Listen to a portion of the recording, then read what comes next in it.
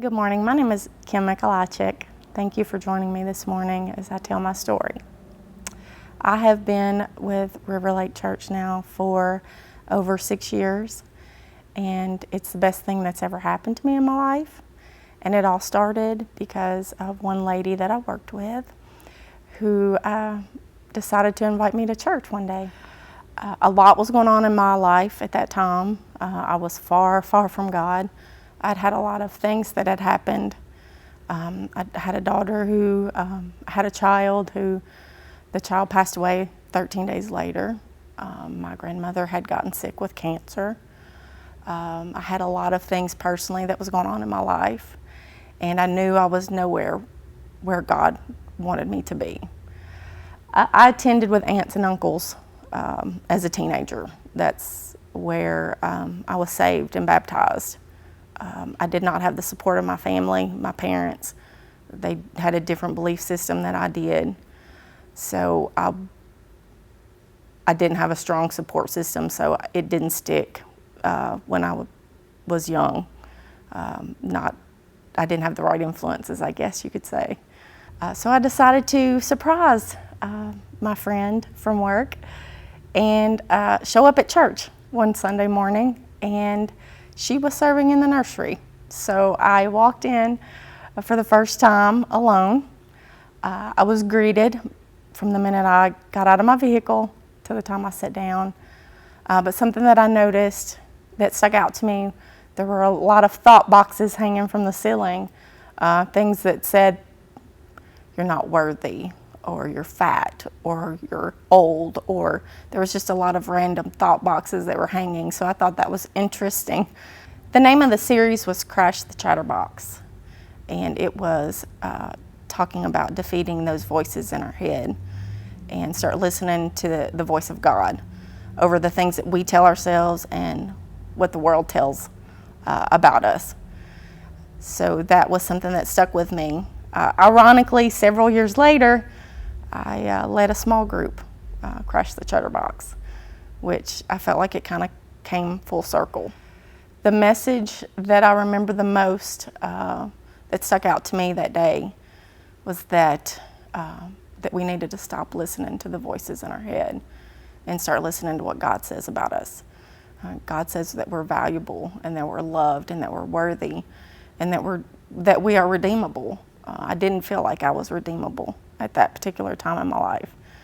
So it really put me on a course of where I needed to be.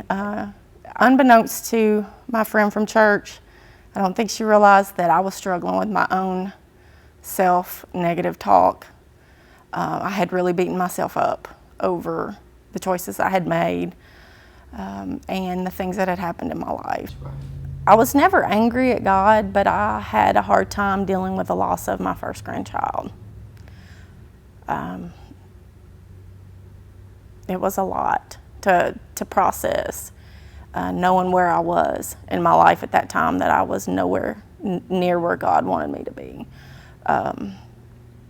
It was a grieving process that it took consistently coming to get through that.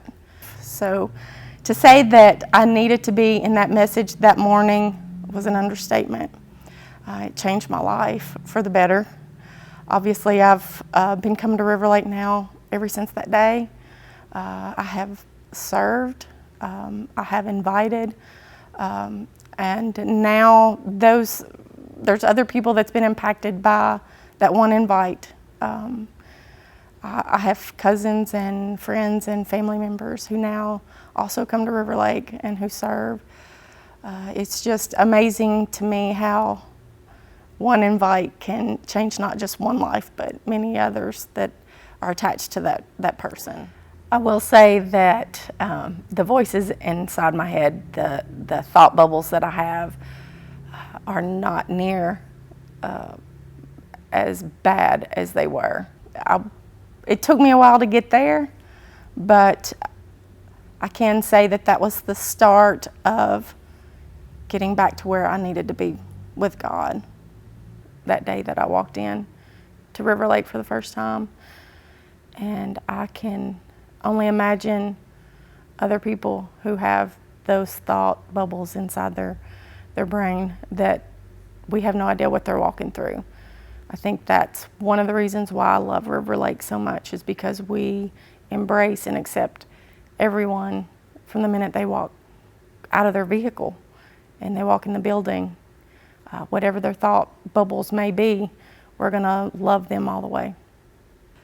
I'm living proof of someone who loved me enough to invite me to church. And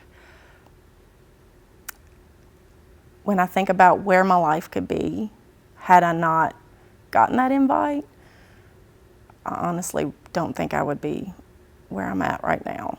I have a blessed life. God has taken care of me these past few years and blessed me abundantly. I would encourage anybody out there to never give up, to keep inviting, and because you don't know what is on the other end of that invite. You may know part of somebody's story, but you don't know the entire story, and God does.